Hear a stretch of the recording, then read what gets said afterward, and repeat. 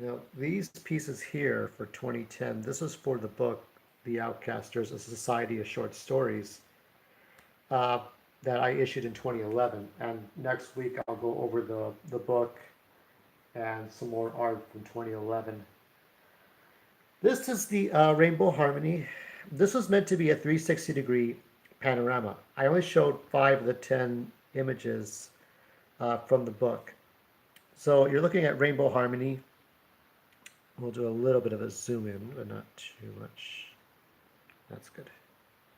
Uh, this is Damon, Ember, Sudek, Terrent Plume, Yasser Galliope, and Iggy the monkey. And we have here the normals. Drake when he was like in middle school with all his friends. So that's this shot here. So if you saw my video yesterday on Rainbow Harmony or the previous video, now this is the next one. This is the Magath crew with the Middle East side, Cameron, Kavi, and the Andaman Warrior. So you got Roth Magath, his wife, Vulturo, Artichoka, the Dust Bunnies, the Burger Thug, and we have another character here that is part of another picture. But as you can see here, it kind of it sort of connects. It did all right. I mean, we got Sammy here, kind of like getting the point of the Andaman Warrior, and we see Yasser's arm. So everything kind of starts to connect. And then we're going to add another one.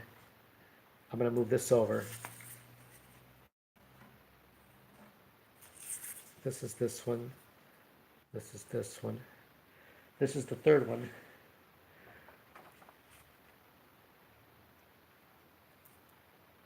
There we go. Here's the Circus Freaks. And in the back are the children of the Karn. Here's Anjay Ajo. This is Darnell Robbins, Campbell Beadle, and Morgan Drasta. And we have the Circus Freaks in front. And you can see this connects to this. It's very difficult to do. But you can see now that what is one image becomes 3. Then we add another one. These are the Outcasters. And you can see that Ashley's hair connects to this. You can see Rye's glove connects to that. You got Rosemary, Jorge. You got the Redeemers. You got in the back here, you got Caesar Cruz.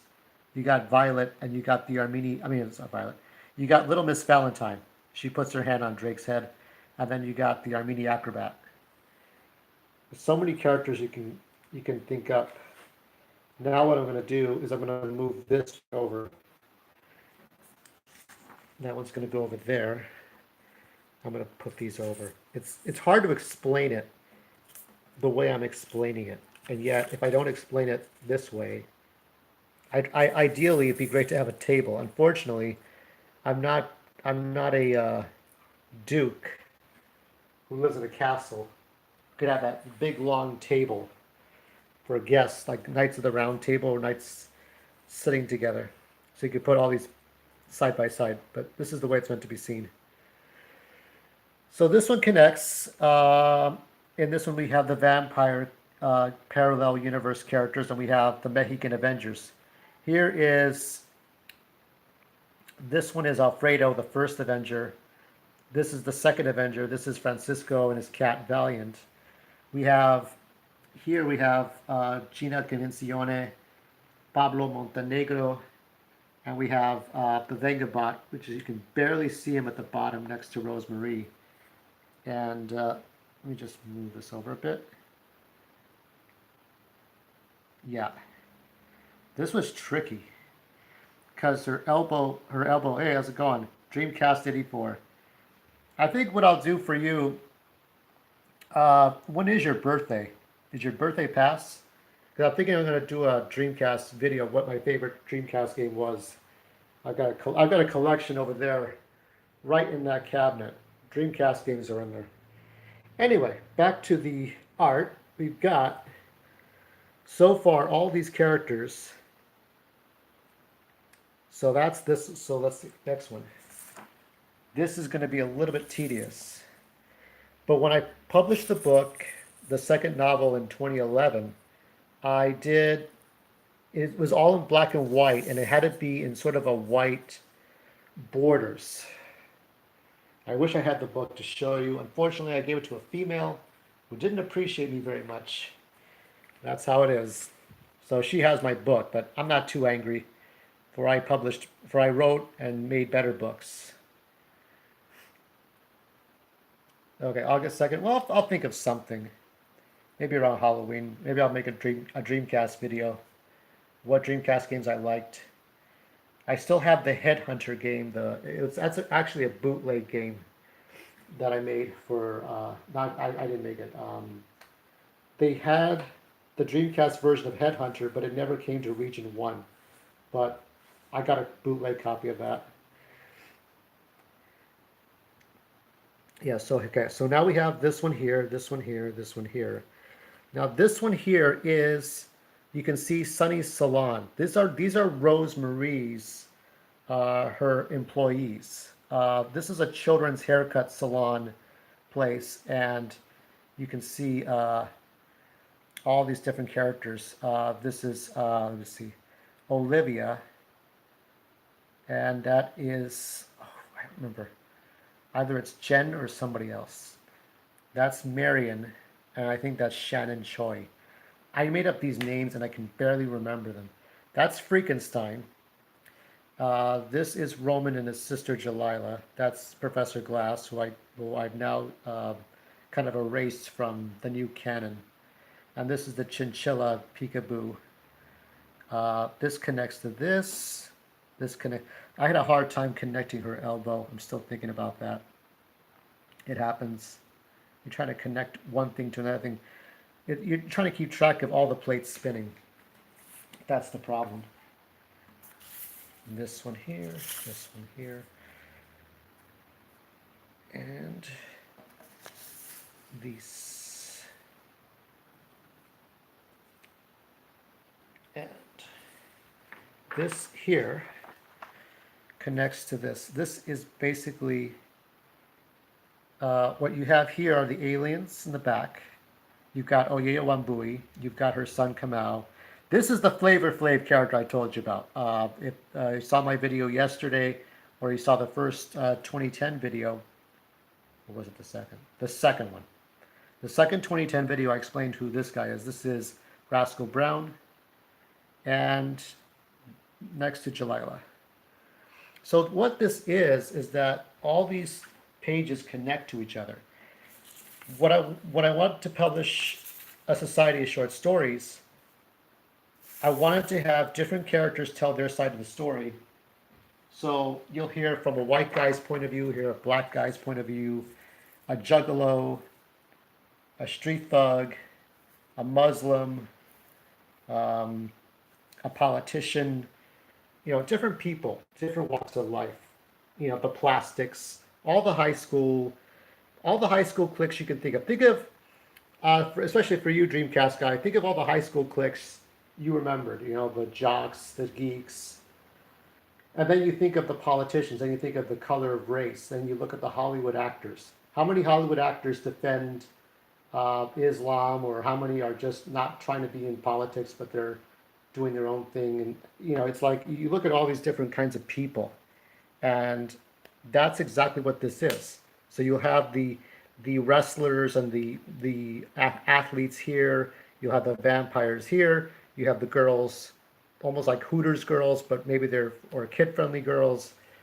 You have the military. You'll have old professors. You'll have all kinds, right? It's like The Simpsons. It's almost exactly like that. And here we have an alien. This is the Outcasters as they are 30 years old. Vero was their Latina kind of secretary, maid, helping out. I didn't use her very much. I had so many characters. These right now here you see are the Agents of Hate. This one here is Rudy Hesper, which is Rudolph Hess, kind of a thing. You have Laura Schaefer, who is the Pink Feminazi, Pink Society. You got a Klansman at 13 years old. He's Chris Kringle Clarity. And then you have Marcus Navarre. people honking the horn out there. Oh, by the way, we had Mexican Independence Day. We had ABC had their Pride Parade, which is kind of a yawn snore. I've been there before. And then we got next to this one. Now here the stars of Grim Planet, but originally they're called the Devastators. And if you notice here, this arm connects to this arm. And here we have Jerry, we have Zetro, we have Huicho, we have Jesus, and we have Violet. And in the background we have the Outcasters as they're in their 40s, but they become mutated in a post-apocalypse. They created the apocalypse. They brought about the end of the world. Tomorrow I'll do like Grim Planet, the first 5 minutes. The thing is, if I do a book, if I'm going to go over this book here, which is this one here, if I'm going to cover this book, I'm not going to do it like in one sitting, because I know most people, maybe you, Dreamcast guy, could sit through the whole thing, but most people will not. They're going to say, "Oh, this is boring. I got better things to do," and they're not going to waste their time. So I think if you can sit and look at the first 5 pages of my book for 5 minutes, 5 minutes a day for 120 pages, that won't be so bad. I think it'll be less. It'll be more enduring. I think you can just endure that. And finally, we have the Angels of New Day. This is what is his name? This is Kaleido. This is Ether. This is Tulip. That's Io, and that's Syllabone. And you can see the elbows and arms connect. You can see Jerry looking this way. And all the facial expressions, I want them to be important. Here are the Outcasters as they're old people, right around there.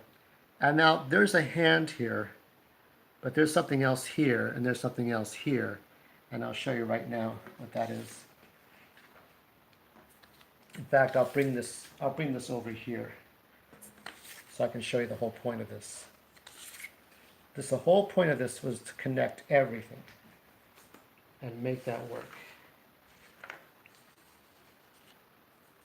And we'll bring in one more.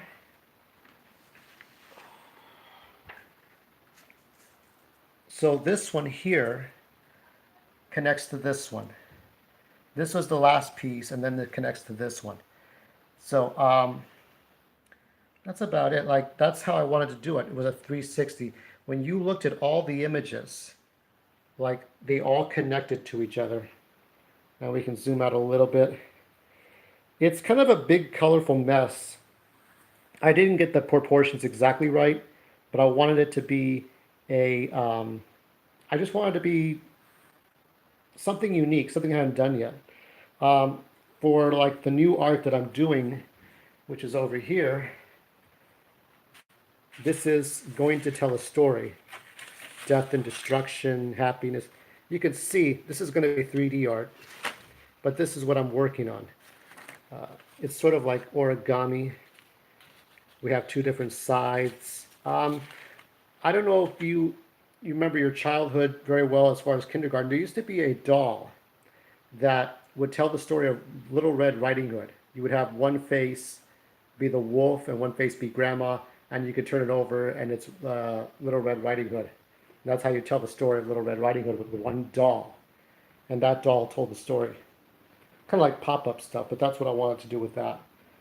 So that story over there is this book here, Grim Planet, about how one street thug meets an alien from another planet, and they both cause the end of the world. And that's these characters here. But as far as this art goes, when I made this book, I just wanted it to be something, yeah,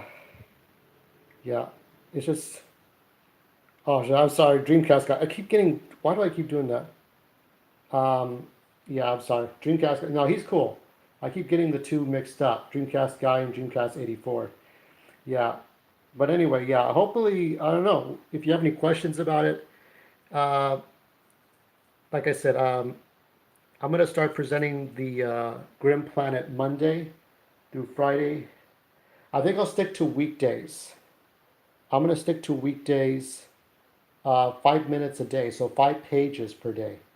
So what it will be is that I'm going to just, go over this story, and you're going to read it. I'm not going to read it to you, but I'm going to comment, and I'll translate the Spanish, I'll translate the languages for you, and I'll explain what all that means. But yeah, it's like yeah, comic books are hard to. Let me show you, if you ever want to get into comic books, but you don't want to waste all that money, here's some really good ones. Um, this is the Mega Malai. This is basically a parody of Spider-Man's life. He wastes his whole life figuring out Uncle Ben was really a traitor. He owed money to the mob, and he got killed for it. So he changed his whole life being a complete asshole. It's like those Sunday comic strips, but a little more adult humor. It's like a one shot. You don't even need to get a whole series. This is the best Green Lantern book so far. It's like an Odyssey in space. It's better than a Wonder Woman comic. This is Witchblade Takeru manga. It's a very erotic, kind of very honest but erotic look at a female superhero. This one was good. Um, this one here, Gotham Noir, one shot, doesn't deal with the reality of Batman. Batman is a hallucination, but it's a myth, kind of like the Loch Ness Monster and Bigfoot. This one is Superman War of the Worlds. He dies in this one. And before he dies, he stops the world from an alien invasion. It's basically, if you know the Superman mythos, but you looked at there's a movie, Sky Captain in the World of Tomorrow. That's what it's like. This is the best comic book, though, I think you'll ever read, and it's 3 books long, and it costs maybe about, if you were to get them, maybe about $60 total maximum to pay for all these 3. But it's basically, what if the government got a hold of someone like Superman, or in this case Hyperion, and the government tried to capture all these superpowered beings and control them, dealing with grounded reality and some superhero nonsense like superpowers. But this is a really good one. And then this one is more like the League of Extraordinary Gentlemen, just 2 books, and it has a very classic steampunk 19th century feel. And that's all. That's like really the best books you need. You don't need anything else. So because comic books, you have so much commitment. You have to commit too much to everything. But I'm going to conclude here. Do you have any questions? Since I'm only talking to one person, do you have any questions about? The Spider-Man comic. Yeah, it reminds me of like, it's sort of like, I don't know how it is, like the Dilbert comics, like, it's just looking at reality and saying, well, this is, my job. The garbage man makes more than me. Here I am going day to day and doing, what the fuck am I doing? Is this work? Is this anything? Because he's trying to beat up the Green Goblin. He's trying to beat up Molten Man. He's like, didn't I do this shit last week? Why am I doing the same thing? So he gave up being Spider-Man and decided to be a complete asshole. And J. Jonah Jameson works for him and does everything for him. And he gets to be a gray-haired old man. Gwen Stacy never died. So, he tells his life story to somebody in the year 1999. Because the whole thing takes place in the 60s, where Spider-Man would be. Oh, yeah. But when I did my characters, I didn't want them to be super powered, but I did want the gimmicks. I did want the alien robots. I did want the deformed people. I didn't want to do realistic characters. I wanted to do fantastic characters, ones that were like defied the odds, ones that were like, you had like broken legs or broken arms. Because you see these actors who play characters, and you don't feel connected to them. You feel like it's like they're beautiful people that need to be looked at. But yeah, and this Garfield, yeah, I did do a Garfield one. Let me see what the Garfield one is. There's the Circus Freaks again. Um, the Garfield one I did it for his 40th. What it was is, there was a book called Garfield: His 9 Lives. Now that one was pretty interesting. This is some old art. Now this is Garfield as a kitten, but it takes place in outer space, or like on a distant planet where the cats are intelligent. It's hard to see it. Yeah, that's it. Yeah, she's got the white strip. Um, I think Tom Holland is pretty good. Tom Holland's all right. Um, I would like to see if Tom Holland, the two Toms face off. So you got Tom Hardy and Tom Holland, and you got a much stronger villain. I think they're both right for the roles. I think I would like to see Tom Holland. If Tom Hardy does pretty good as Venom, which I predict he will, then I think that the movie will work. So the idea is like this Garfield would go up against. No, he would. His dad died. Um, he had the secret recipe for everlasting lasagna, and so he would go. It would be like Star Wars. He would go out into outer space and look around, and Odie would be like if you ever saw Mad Max. Odie would be this older. He was the character from Mad Max, the gyro captain. So he wears the brown trench coat, and he would get on his helicopter and fly off and do whatever stupid shit. Yeah, Tom Holland's the homecoming guy. I don't know for sure if the cartoon that's going to come out, Sony's making a cartoon with the Miles Morales, if that's in continuity or not. It may be outside of continuity, but they want to do as much as possible, but they're trying to connect it to the Disney universe so that they can keep everything consistent. The only problem is that I would say in 5 years that they should shut that whole thing down. The the Thanos stuff, the Thanos universe, I mean the Thanos universe, the Thanos movies would sort of be the official end, I think, of the you know Robert Downey Jr., Samuel L. Jackson kind of thing. Yeah, endless lasagna. What else have I got? So yeah, this is also too. This is the kind of writing I do. By the way, when you want to see the writing, it's like part picture, part writing. All the stuff here, and I use full color. So yeah, this is tough stuff. But when you see a book, I don't know if you read books or novels, but when you see books, you expect there just to be a lot of black. And this is a 6 by 9 format, by the way. It's like typical, like if you picked up, I don't know, the Da Vinci Code, that's by 6 by 9, and you expect to see just uh, lots of words. But when you get to dialogue, dialogue takes second place. I put dialogue so you know who's speaking to who. The headings have to be, you have to know where you're at in the book in case you get lost. Sometimes you just form your own. The way I designed that book, you have to kind of forge your own mental bookmark. And that's about it. Um, yeah, so that's what I'm going to do. I'm going to take a few minutes and I'm going to work on this stuff here. And I think I'm going to show you just a little bit before I take off here. Let me see what I got. Yeah. Yeah, the books work.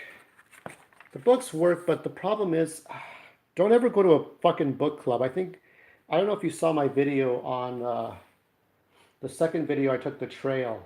I talked about women in book clubs are a joke. It's a fucking joke. This is what I'm designing. This is all in 3D folding. I'm trying to debate whether or not this should stand on something or just be glued straight to the base. I cannot glue this to here because the paper will warp. This is a Bristol board, so I want to just staple it on and then glue everything else. So the plan is to make a companion piece to the book.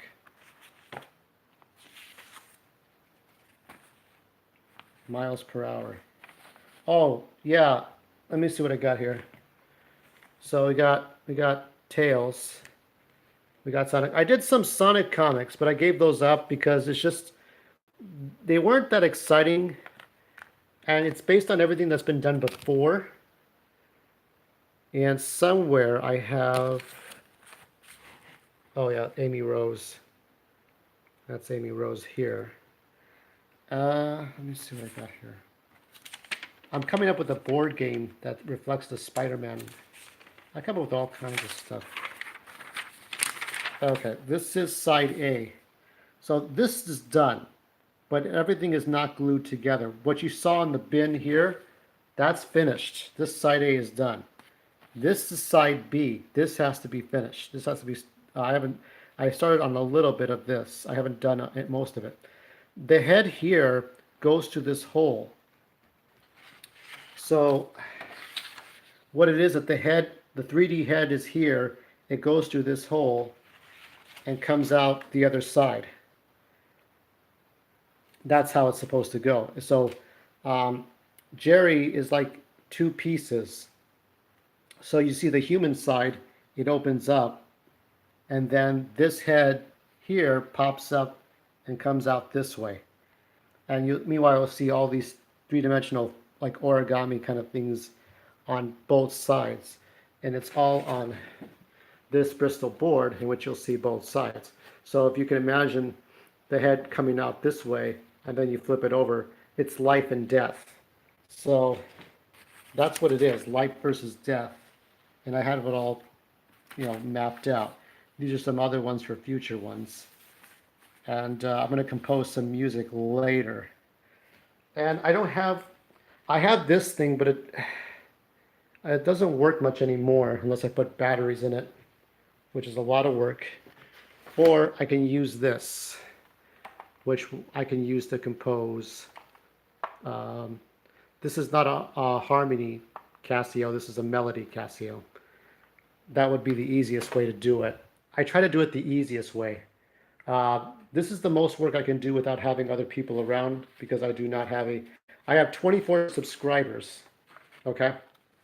That's it. I mean, I'm not Dreamcast guy. I'm not Rich from Review Tech. I'm not even mundane fucking Matt, and he has to pay for his subscribers. I'm not PewDiePie. I'm not Ivan Ortega, or Star Wars Girl, or Lauren Southern, or anybody. I'm just some guy doing this. This is all it is. So I'm gonna wrap it up here. I'm gonna just start working on the 3D art. And Monday will be the beginning of Grim Planet. Was that a Black Sports Sega Dreamcast? No. All the stuff here, we got some Dreamcast games way in the back. But I think the only Black Sports Sega Dreamcast thing I had was the Baseball 2K1. There's Blitz 2000 down there. I got some games scattered, and I have one game. He never talks about Dreamcast. Didn't Dreamcast guy talk about any Dreamcast games ever? He had to have started. I mean, that's why he's called Dreamcast guy. Didn't he ever start out doing that? No. I thought he started talking about Dreamcast games. Yeah, and all those are in here, and I'll cover those in a video later, and I'll send you a message telling you I talked about that stuff. Oh, here's Eco. Eco's back there. Oh, couch. What did I got on the couch? We got Metroid Prime. We got, this one reminds me of Dreamcast games. Project X Zone, that one's kind of cool. Fuck.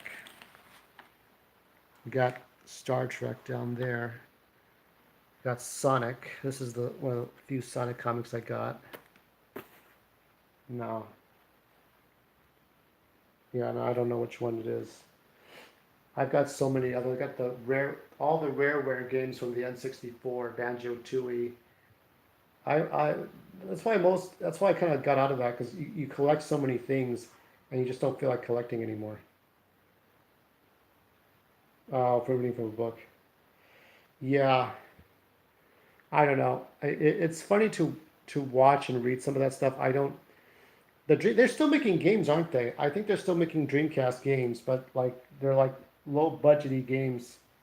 It'd be funny to see Dreamcast, Switch, and PS4, Xbox all come up with the same game at release. Like, here's this game, it's across all the systems, and it's like,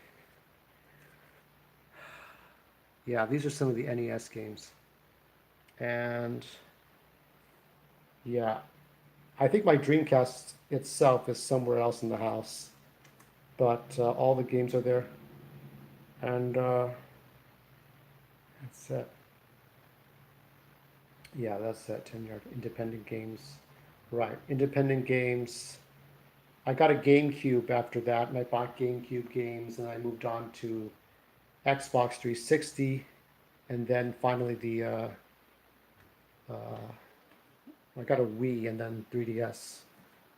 But these are my other things up here. Masters of the Universe. Iron Man is back there. Detective Pikachu is back there for some strange reason. I have novels of books. I have movies. I have all kinds of stuff. Those are board games at the bottom. There's a Switch at the bottom. And it's like a fucking museum. You know, so like it's all kinds of stuff. There's a dartboard. There's an old-fashioned pinball table back there.